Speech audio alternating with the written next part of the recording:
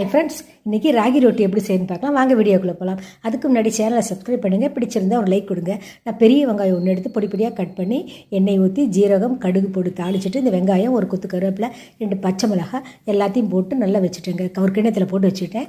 இந்த கரண்டியில் வந்து 2.5 கரண்டி ராகி மாவு போட்டிங்கன்னா இது வந்து 6 ரொட்டி வருங்க, ராகி ரொட்டி வருங்க.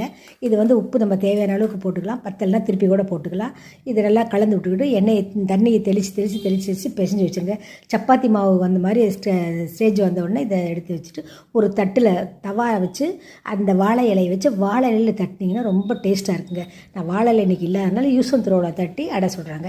எப்படி செய்யுது இங்கே பாருங்கள். நான் தவாவில் காய வச்சுட்டேன், எண்ணெய் ஊற்றிட்டேன்.